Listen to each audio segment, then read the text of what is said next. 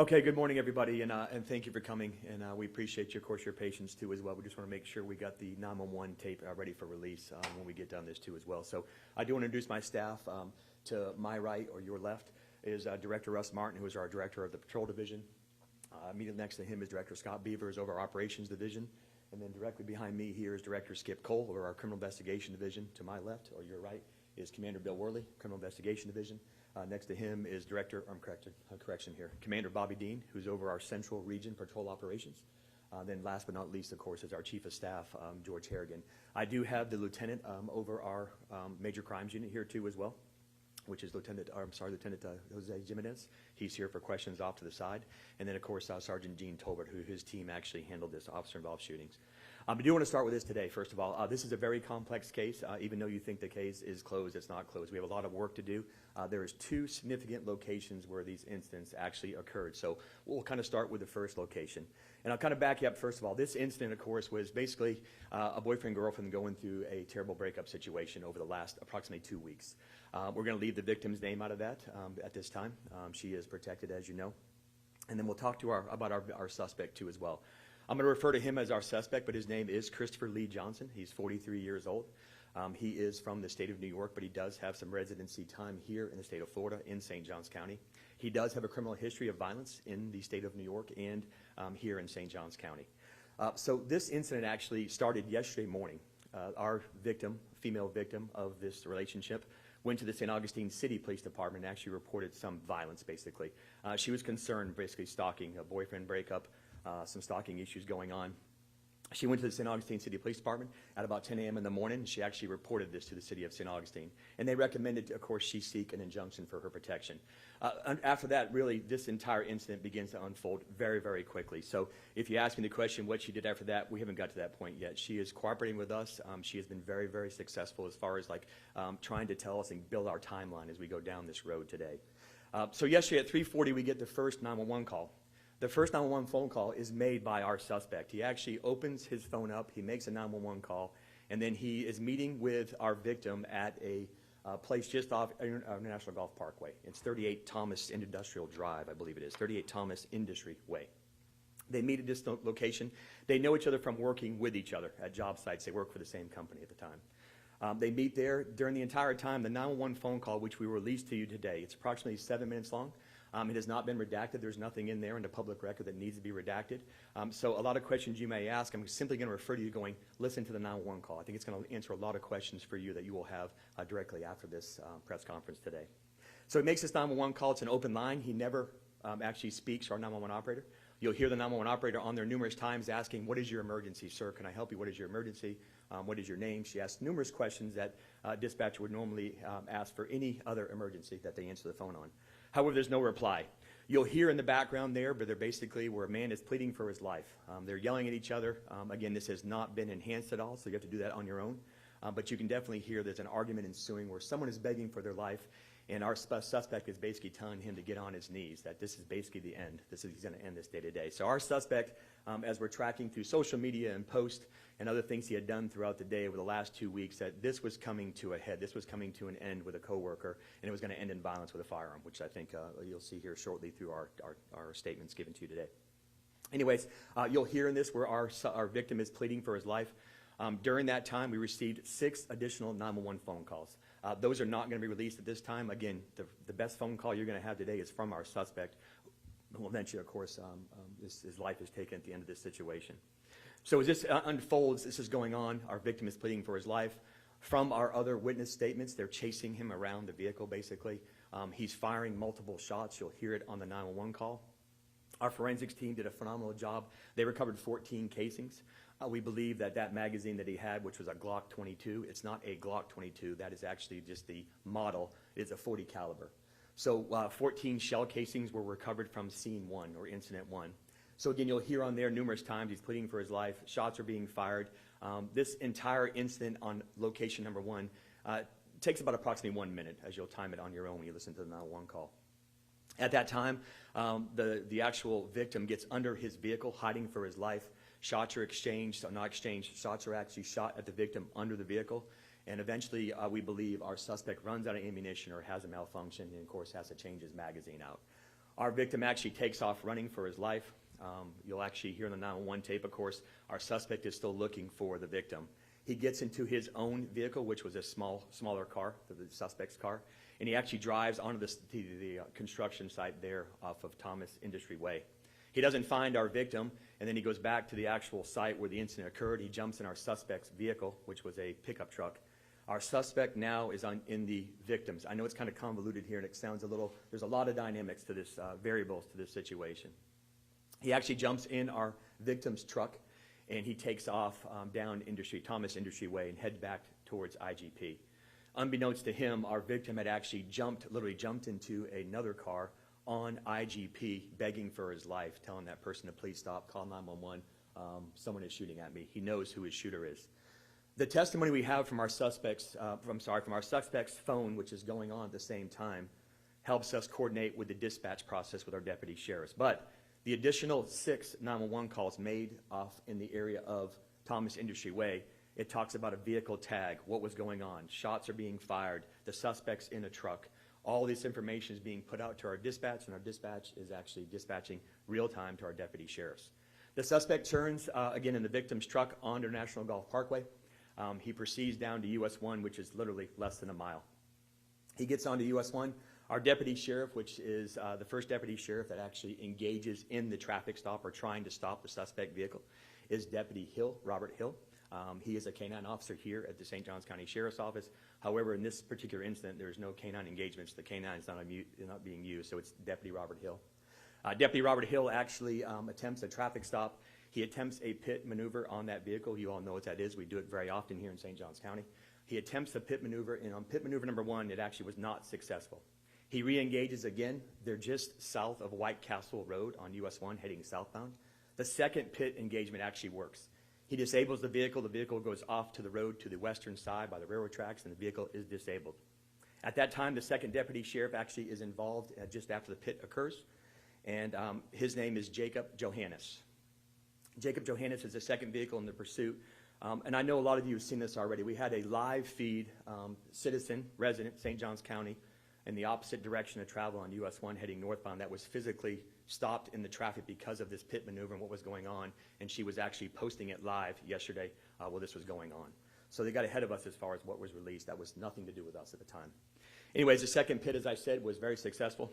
Robert Hill actually, because of the way the pit actually, and the way we teach, he drove through the pit. He does a U-turn on US 1, and now he's heading back northbound. Our deputy sheriff is in his assigned pickup truck.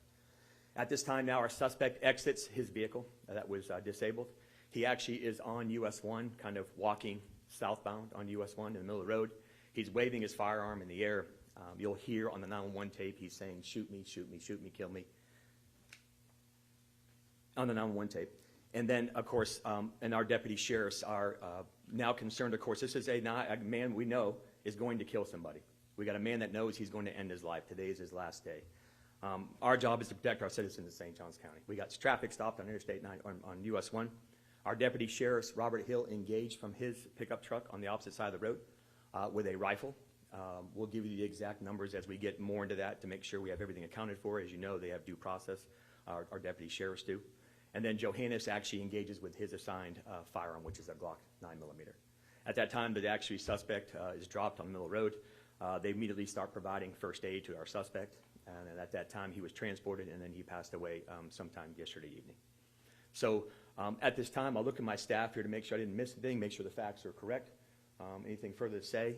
Again, we're going to release the 911 tape as soon as we are done this press conference. You will have the entire, I'm going to say approximately 7 minutes, but it is raw footage, meaning that you've got to actually put your headphones on and listen, but you can definitely hear the shots being fired at our victim on scene number 1. You can definitely tell he's going to kill him. Matter of fact, it almost sounds like an execution. Get on your knees is basically what he's saying. It's going to end today. I've already called 911. They're on the phone. They're already coming. He knows that he's going to take this man's life. And you can basically count the shots, and there some are muffled, but you know that there's shots being fired on the scene. At this time, I'll take any questions. Please. You said the video was posted by a witness. Where was it posted? It was posted on, we assume it's just a person. We're trying to identify who that is right now. He or she posted it on their social media platform, and it was shared all over St. Johns County yesterday afternoon. Nothing to do with us. We're actually, We found it, just our intelligence people found it on posted on Facebook out there. Yes, ma'am. Thank you. Madison Foglio, Action News Jax. Did the suspect actually point the gun at your deputies? In this case, as we review the body-worn camera, which you'll get at a later time, that doesn't matter to me. Our goal is we have an active shooter in this situation. He's an active shooter. We know he's going to take someone's life. And the last thing we're going to do in St. Johns County is let that man walk down interstate or on the US 1 heading southbound and kill another innocent person. So as we slow down the body-worn camera footage, but in this situation, I really don't care what it says. What we're here to do is protect the citizens of St. Johns County. And when should we expect the body cam? Are you going to be releasing the body cam footage? The release of the body cam footage, of course, as you know, we provide attorneys for our officers here in the St. Johns County Sheriff's Office. So once they go through that due process, but yes, we release that. But I'll be honest with you, my team is telling me I've not seen the body-worn camera. The actual footage that was released from the person that was filming live was a better angle because they were almost at the receiving end of the person that was walking towards them. That was probably the better angle than our body-worn camera. But there is body-worn camera from Johannes, Deputy Johannes, and Deputy Hill. Yes, ma'am. Yes, sir. So in that video, there is like some time between when the man is walking backwards and running and when he's ultimately shot. So when is the time when deputies felt like, all right, this is the time to shoot? And can you elaborate on why there was like that break in time too? First of all, I don't want to speak for our deputy sheriffs that are doing their job. This thing unfolded so quickly with a pit, with a man that actually had shot. They had no clue at the time that the victim is dead or alive because the victim had jumped into a car on International Golf Parkway. So we didn't know how the extent of basically of the wounds could be on the victim. And also, too, but we knew for a fact, based on typing of our 911 operators to our deputy sheriffs that are responding, that multiple shots are being fired. So if you have not seen the actual post on, it's been on every media platform, or social media platform out there, from real time yesterday. And again, I just watched it for the first time this morning because it is out there in the public. It's very, very quick, but as you'll see, the firearm in his hand is flailing. He turns back to our deputy sheriffs. You'll hear our deputy sheriffs screaming at him to drop the firearm, and then you'll physically see in the video, again, the public video that was out there and about in the social media, he is walking in that direction. The suspect is walking in that direction where traffic is stopped on US 1 North. Okay, so do you have a reason why the victim and the suspect met at that business location? Did you, I guess, talk to the victim why they met? Yeah, so again, we're less than 24 hours when this incident occurred, and we really have two incidents. We have an attempted homicide at incident location number 1 off Thomas Industry Way, and then of course we have incident 2, which is our officer-involved shooting.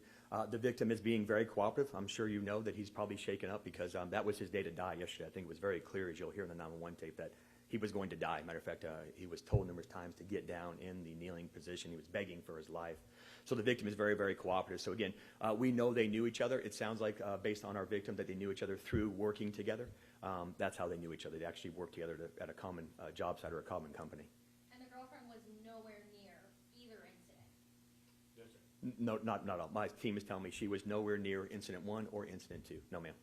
So can you elaborate on how this meeting came about between the victim who was being shot at and the suspect? Because I was under the impression that the girlfriend and the suspect were supposed to be meeting there. So can you elaborate on how the victim who was shot at and the suspect ended up agreeing to this meeting? Sure, I'll look to my staff. I'm sorry, I'll look on the CID side of the world over here, please. Yep. So those exact details we're still trying to sort out. We have a theory, an investigative theory that not to be disclosed yet, but they did know each other, like the sheriff said, and they did have a prearranged meeting at this location. The reason for that prearranged meeting is still under investigation, and again, we have a theory, but again, they knew each other. It was not, I think the victim had no idea of that this was going to happen. It was not going to, he did not have any understanding that it was going to be adversarial at all. It evolved to him almost getting murdered. And just to confirm, that meeting between those two people is not connected to the girlfriend in this case, right? I just want to make sure that that's clear. Yeah. No, I mean, at this time, right now, we are still looking at all aspects of why that meeting, came to place. So, and to see if the girlfriend had any linkage into that. We just don't know for certain right now at this stage of the investigation. And my last question about that, right now, do we know if that was the person's boss or were they just coworkers? Can you elaborate on that relationship if you are able to have any Yeah, insight to that? Right now, I just understand they're just coworkers. I don't know there was some discussion that one may have been a boss to subordinate type relationship. We're not 100% sure yet, but we did know that they are coworkers. And they were currently coworkers at the time when this all happened? Yes, ma'am. Can you disclose what business they worked at? No, ma'am. And was this the business, were they at the business that they worked at when this happened? It's our understanding that one of them was there, I believe, in the field of labor or construction or something of that nature, and one of them was working there at that job site or close by that job site. Okay, and remind me, did the victim get hit? Was the victim shot? No, the victim was not shot. The victim was shot at, was running around for his life, and he was not struck by gunfire. Any more questions? Anything, Lieutenant Sergeant, please, if there's anything incorrect that we added out there, please. And what we'll do, I'm sure y'all all know this too, is Taylor Levesque, our PIO, will put an updated press release too as well as we unfold today, because of course the autopsy will take place today. There's a lot of things to really just settle down and just kind of get our facts together. Our men and women went to bed last night finally to just get our facts together, of course, and gather this incident in course. Listen, and one thing I'll tell you too is that whether the suspect did these actions or not, someone's life was taken. And that is affecting somebody somewhere. We have identified his next of kin. They are in the state of New York, his mother and his daughter. He did have a violent criminal history out of the state of New York. He had a violent criminal history here, a very little one out of the state of Florida too as well. So we just got a lot of work to do. I know sometimes we're not trying to. We want to get the most information out to you, but I honestly think if you listen to 911 call, just take your time. It's 7 minutes of your life. Listen to 911 call and listen to it again. And I think you'll understand that our victim was going to die. And by the grace of God, 14 rounds that we counted for, that the casings that we could count, in a reload. If the reload didn't happen, if that magazine was extended, I think our victim would be a different situation today. We'd have a homicide scene with a dead person on our hands, an innocent victim, and then we'd have an officer-involved shooting with a suspect-involved shooting. So thank you for your time today. We'll put the Taylor in, when we put in the 911 call up.